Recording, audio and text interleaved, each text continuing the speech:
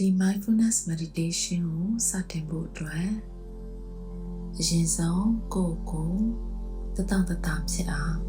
နေရာယူလိုက်မယ်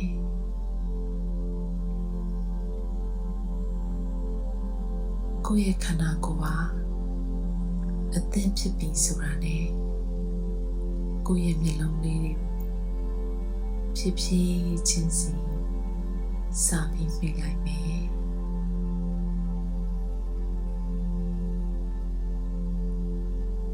မျက်လုံးမိတ်ထားရင်လည်းပဲအခုပြောမယ့်စကားလုံးလေးတွေကိုလိုက်နားထောင်ကြည့်မယ်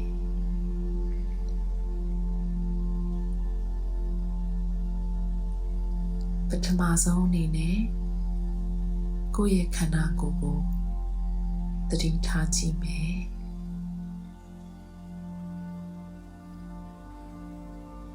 ကိုယ်ထိတွေ့နေတဲ့ကြံပြင်ထိုင်ကုန်အရာဝတ္ထုဒီအရာတွေရဲ့အထီးတွေကိုသတိထားခံစားကြည့်မယ်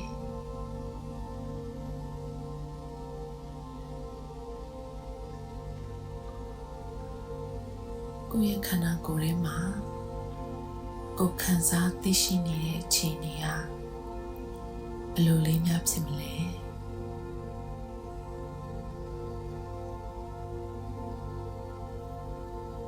လက်ရှိအချိန်ကိုယ်သိရှိခံစားနေတဲ့အရာတွေအကုန်လုံးကိုရိုးရှင်းဆုံးလက်ခံပေးကြည့်မယ်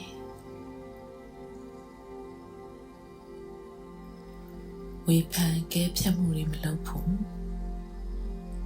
တတိလေးပဲဆက်ရှိထားမယ်ကိုယ်စိတ်ထဲမှာကျင်နာတဲ့ခံစားချက်လေးနဲ့အတူဒီခံစားမှုတွေအားလုံးကိုသတိနဲ့ကြည့်ပေးနေမယ်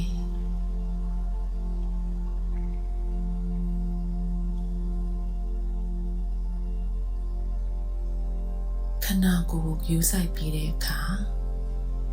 အသက်ရှူတာလေးကိုလည်းဆက်ပြီးယူဆိုင်ရအောင်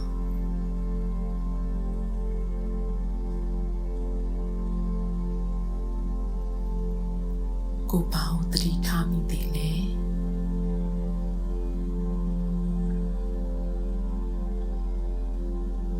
ကိုယ်သတိထားမိတဲ့အတိုင်းလေးပဲလက်ခံပေးမယ်ခွင့်ပြုပေးမယ်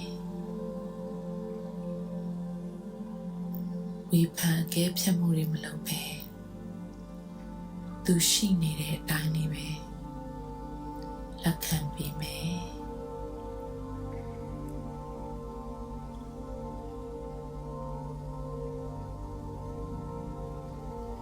ကိုယ့်ရဲ့အသက်ရှူတဲ့နဲ့ကိုယ့်ရဲ့ခန္ဓာကိုယ်ကိုကျင်နာတဲ့စိတ်လေးနဲ့အတူသတိရှိပေးနေမယ်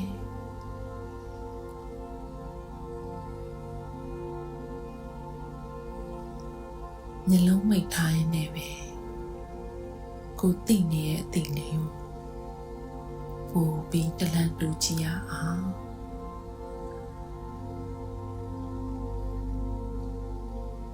ကိုယ်အနားမှာရှိတဲ့ကိုယ်ခံစားသိရှိတဲ့အရာတွေအားလုံးအာရုံစိုက်ကြည့်ရအောင်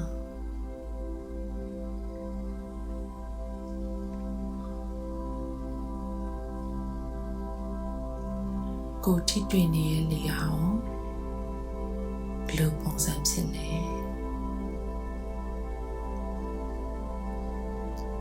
ကိုယ်ထိတွေ့နေတဲ့တခြားအရာတွေရောဘယ်လိုပုံစံရှိနေလဲ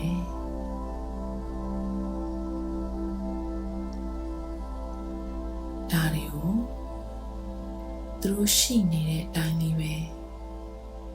လက်ခံထားလို့ရတယ်မဝေဖန်ဘူးအကဲဖြတ်မှုတွေမလုပ်ဘူး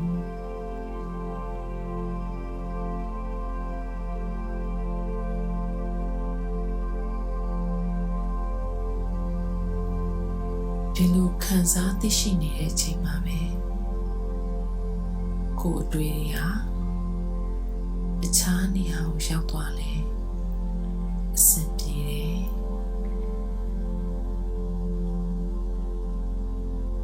ဒီပုံမဝေဖန်မနဲ့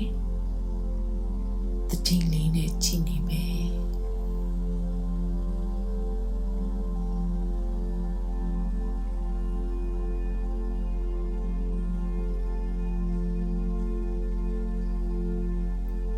ကိုယ့်ရဲ့အာယုံလေးကိုငကိုနေရာမှာပြန်ထားမယ်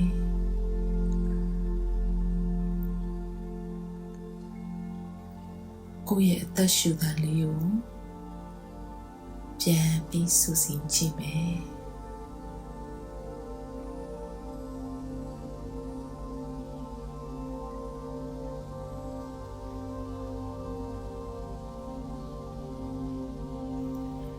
ကိုယ့်ရဲ့ခန္ဓာကိုယ်ကိုလည်းပြန်လဲစူးစိကြည့်မယ်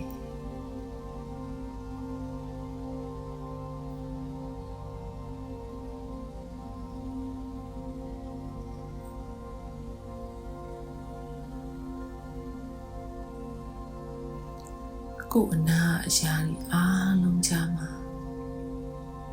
ကိုယ့်ရဲ့တည်ရှိမှုကိုပြန်လဲစူးစိကြည့်မယ်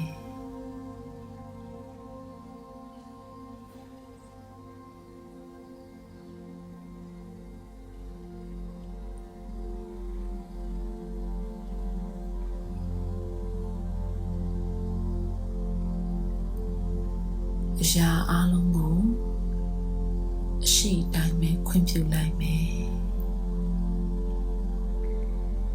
ကိုယ့်ကိုယ်လည်းခွင့်ပြုပေးမယ်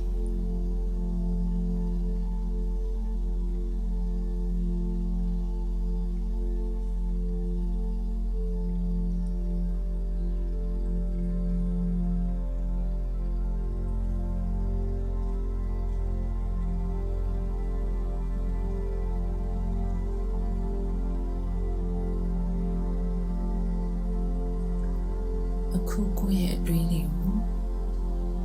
ကိုပူပြီးတတိထားမိလာအောင်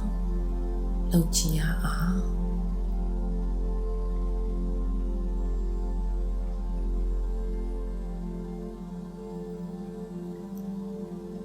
ပခုံးလေးတွေကိုနည်းနည်းလေးလုပ်ကြည့်မယ်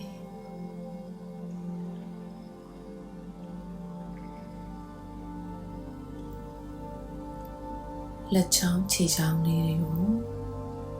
နည်းနည်းလေးစီလှုပ်ခတ်ကြည့်မယ်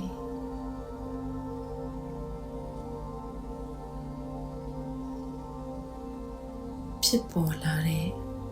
အရှိတိုင်းပဲလက်ခံနေတဲ့စိတ်လေးတိုင်းဆက်ထားမယ်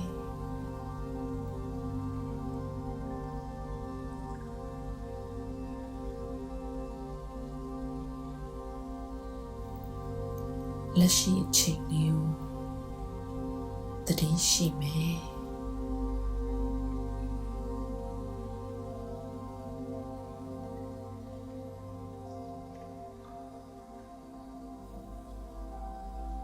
ကိုယ့်ရဲ့မျက်လုံးလေးကိုဖြည်းဖြည်းချင်းစီပြန်ဖွင့်ဖို့ကြိုးစားကြည့်မယ်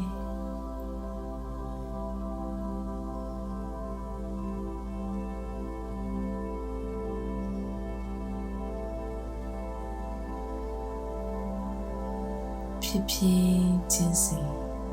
ပြန်ဖွင့်ကြည့်မယ်